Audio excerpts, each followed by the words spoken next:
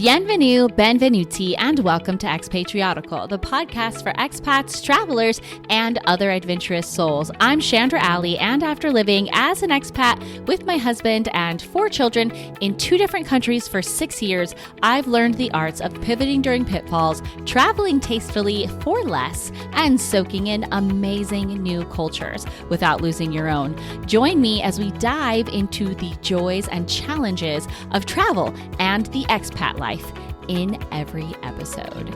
Hey guys, today is, or this week is, the 1-year anniversary of Expatriotical, and there is so much that I have to say today. I have vacillated as to how to approach this episode. It feels like a big deal, but I also don't think I have enough content to go on and on about the nuances of how this podcast got started, and I also don't want to bore you, but I do think I want to share with you here where I hope the podcast will go. And also, I want to share with you about a season in my life as an expat where I probably could have used something like this podcast the most, but didn't have anything like it. Part of my hope for Expatriotical and this community is that it would grow so vast that we would need other ways to be able to be connected. Right now, it's mainly just me talking to you all. But as of today, that is going to change. And I will tell you about that and that big change at the end of this episode. But first, I'm going to dive into a topic and a time in all of our lives that was really challenging and also very controversial. But I've been seeing a lot of other people talking about it, so I thought maybe it's been enough time now. And ironically, this 1-year anniversary week for Expatriotical falls on the 5-year anniversary of the last week of normalcy or normality for me and my family in the year 2020 before we went into lockdown in Italy. Yes, I'm talking about the COVID-19 lockdown. The subject of COVID is actually the 4th thing on my list that I have of the notes on my phone of ideas of things to write about for different episodes. But honestly, I don't think I was ready for a while to write about it or talk much in detail. And I wasn't sure if people were ready to hear about it either, or for it to be brought back up. But as I'm hearing people talk about it more and more in media and on social media, I think there might be enough distance for me to share my experience, because I honestly think that other than people living maybe in China or other Asian countries where it hit first, other than that, the country of Italy had the first lockdown and probably one of the most severe lockdowns. But let's back up to January 2020. I honestly didn't know anything about what was going on until I had dinner with a newer friend at the restaurant attached to the casino where we lived. Their family was going through some transitions with her husband's work, and I was asking her what she thought they would do, and she said she wasn't sure because she was really watching what was going on in China. And she said that she took screenshots and she showed them to me of things that had been published in the news in China, because if I remember correctly, she had lived there before, but then those things were forcibly removed from the media and you couldn't find them anymore. But it was showing that within a short amount of time, 100,000 people in China had contracted this mysterious virus. And because I don't want to be a fearmonger, I recognize that statistically 100,000 people in a country which has 1.4 billion people as its population is not as big of a number as it sounds. It's actually equivalent to like 1 in 10,000 people, but still it felt like a lot. Okay, enough about numbers, but when she showed me that, I was like, that's weird. I know that sounds very naive, but I had no idea what was going on. And shortly after that, we started hearing whisperings of things in the news in Italy.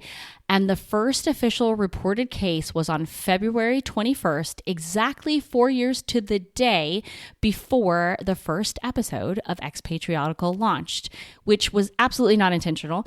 And it was reported in a little town in the region of Lombardia or Lombardy, Italy, which is the same region where we lived. It was later discovered that COVID was found in sewer water in Milan that had been collected in September 2019, which honestly has had Chris and I speculating as to if the virus that caused Carson, for it to have spiked Kawasaki disease in Carson, could it have been coronavirus? But we'll never know. And honestly, it doesn't really matter anymore.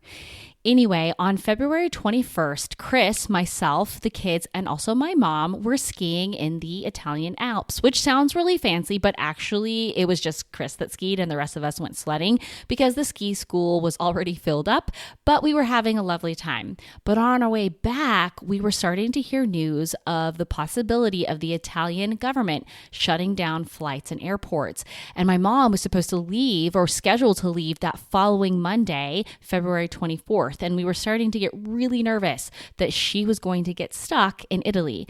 But by the grace of God, she made it home safely and she was well.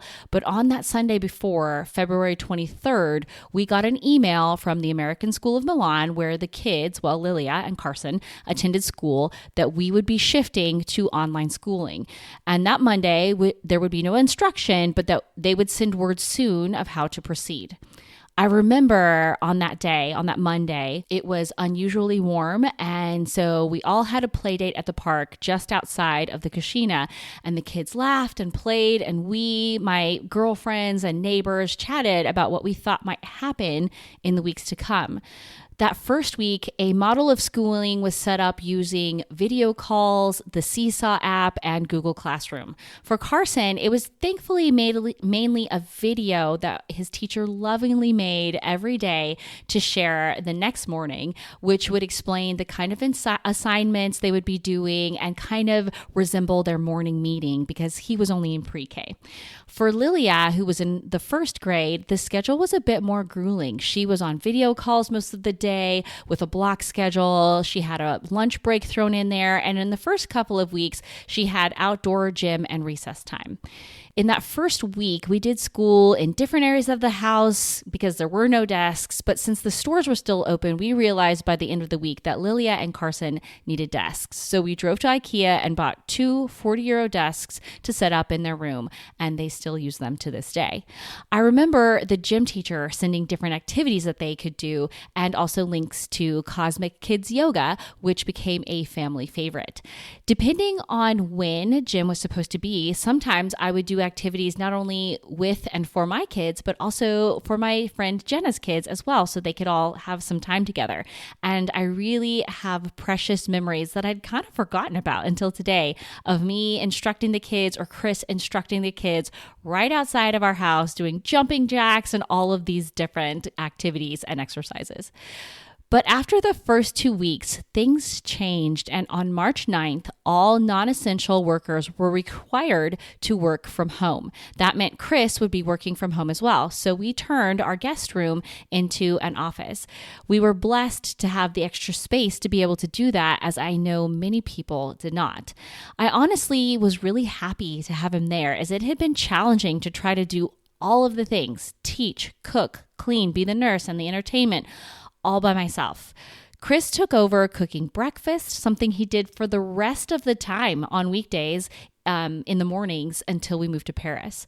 It also felt nice to have him home because if I'm really honest, to us, the moms that were caring for our kids who couldn't go to school anymore or have any sort of socialization, it felt like the kids were getting punished when their demographic was not being affected by COVID.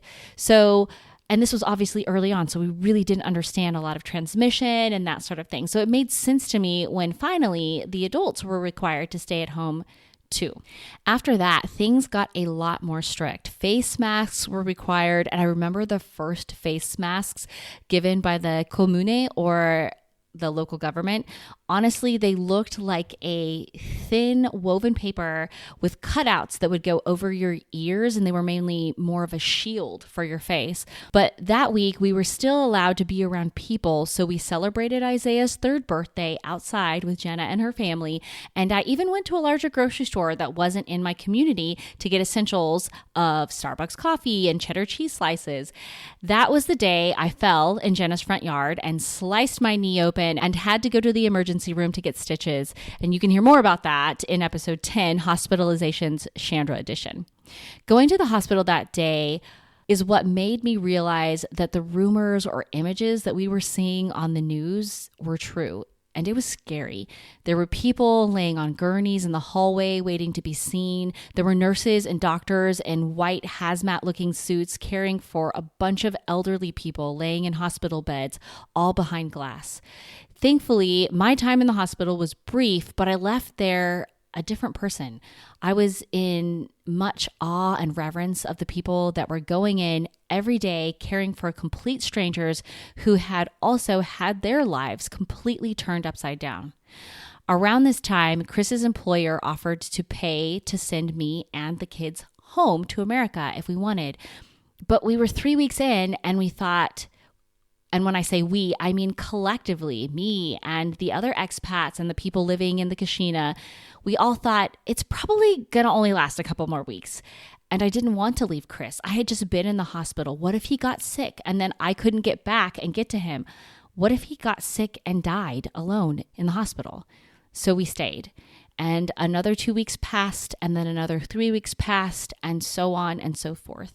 After my time in the hospital, things started to hit the United States. And even if it sounds sick and twisted and selfish, at first it seemed like, okay, we're not in this alone. But as things continued, I was hearing terms like social distancing, and I realized that the experience that my family and friends were having in Colorado and Texas and California even were nothing like what I was experiencing in Italy. And that's not to knock their experience, but I was realizing that it wasn't the same. In America, a lockdown meant it was suggested that you should stay inside and not be around as many people, whereas in Italy, it was the law. Whenever I would go to the grocery store, which was only on Mondays and Thursdays, I believe, because it was organized by your surname or your last name when you could actually go buy food, I kept an affidavit or a type of government permission form in my car, which was supposed to be filled out, but I'm going to be really honest that I never filled it out. I always just kept it in case I got pulled over to explain, you had it in there to explain why you were leaving your house. And then on April 16th, when I suffered an ischemic stroke, again, you can listen to episode 10 to hear more about that. And my dear friend Joni drove me to a neurologist in the center of Milan. She could have been fined €3,500 for being out without a permissible reason. Other than doctor's appointments, meaning our own doctor's appointments or appointments for other people under our care and buying food, we were not allowed to leave our house or property at all. If you had a dog, this was one exception, and you were allowed to walk them no more than a 250-meter radius from your door.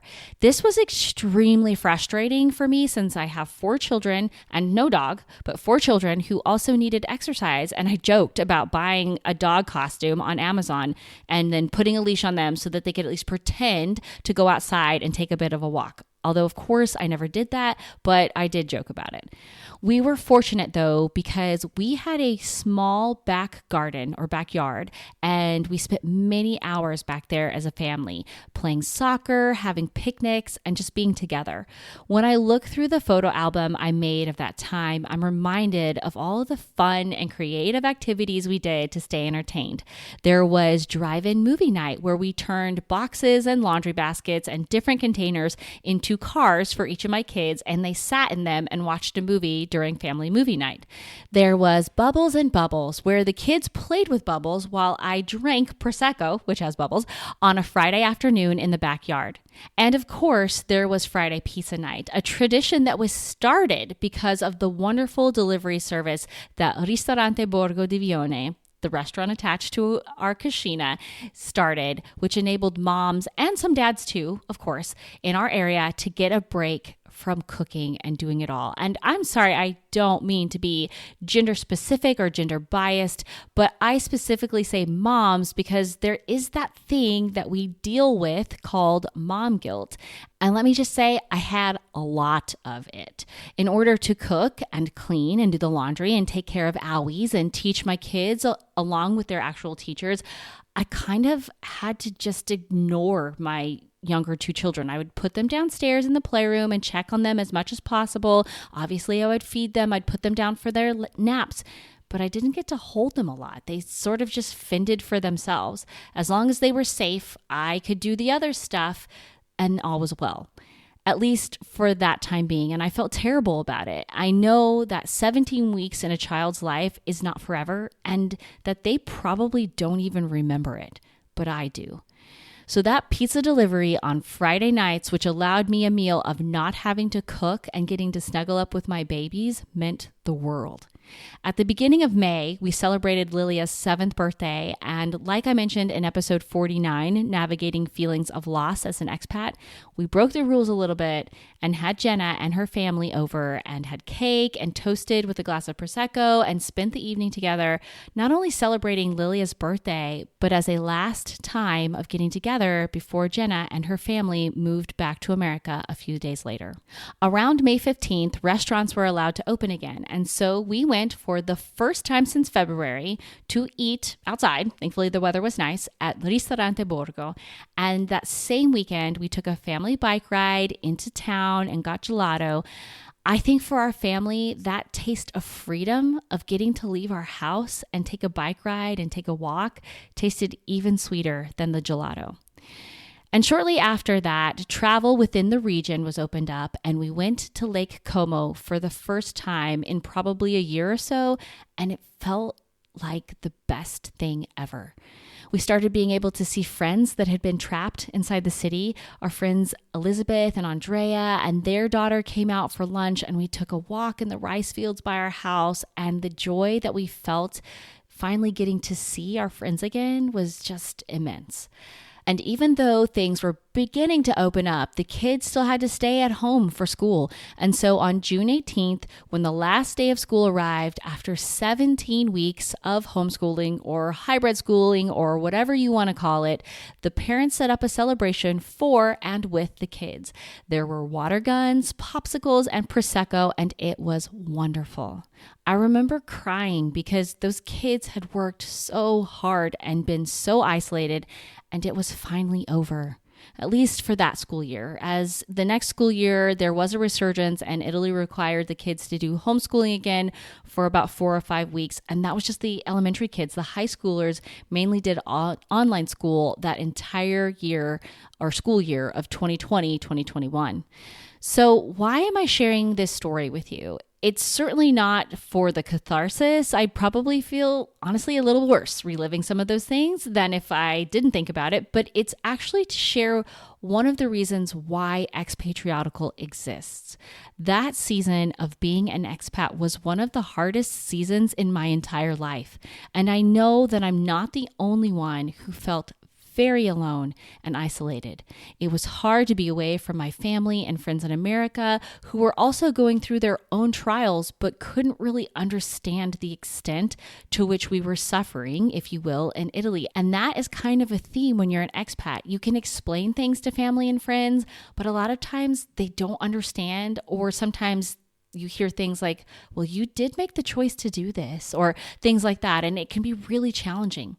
But I feel like if I would have had something like this to listen to know that I wasn't the only one experiencing such craziness, trying to juggle 4 kids and homeschooling and standing in line for an hour to get into the grocery store so I could buy food twice a week, I feel like that voice would have been something telling me, yep, I'm going through this too, or I've already been through this and you're going to make it.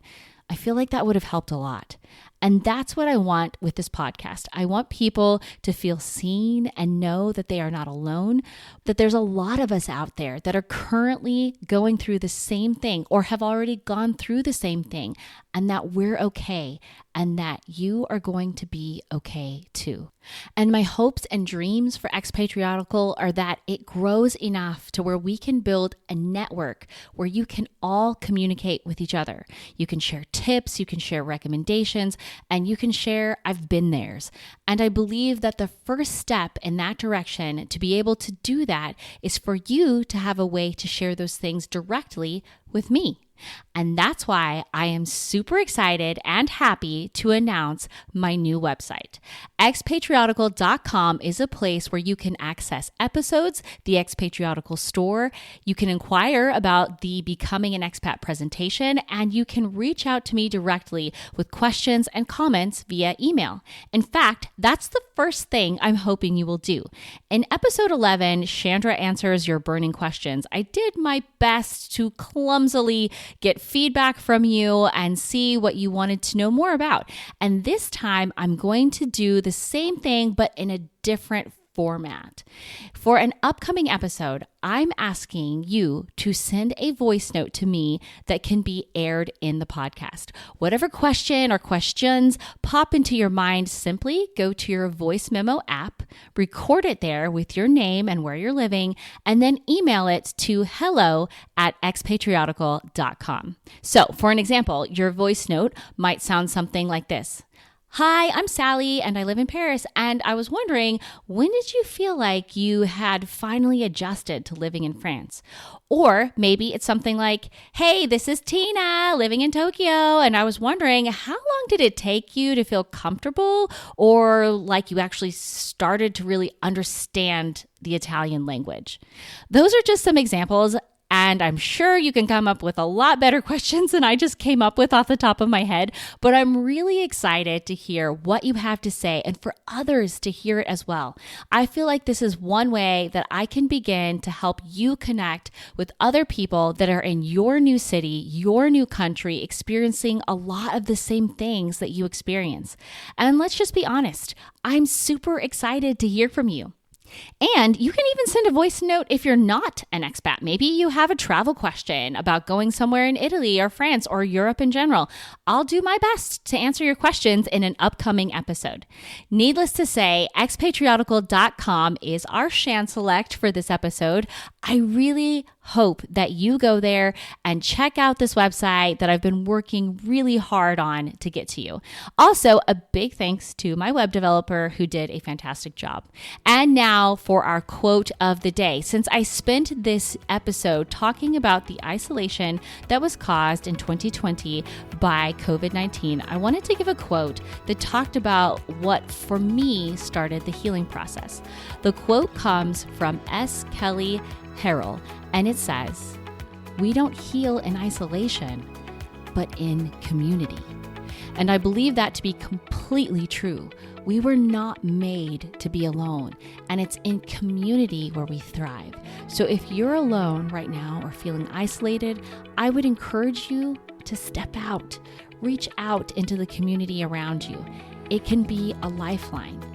Or if you are a veteran expat and know of someone new in your community, be the one that reaches out. That's it for today, everybody. Thank you so much for tuning in to the 1-year anniversary episode of Expatriotical. Again, a reminder to send me your voice notes to hello@expatriotical.com. And I don't know what this year has in store. I don't know how all of this is going to grow, but I really look forward to bringing you more great content and hopefully new things that will be helpful to you on your expat journey. I'll see you back here again next week. And until then, this is Chandra reminding you to live and travel in the know with Expatriotical.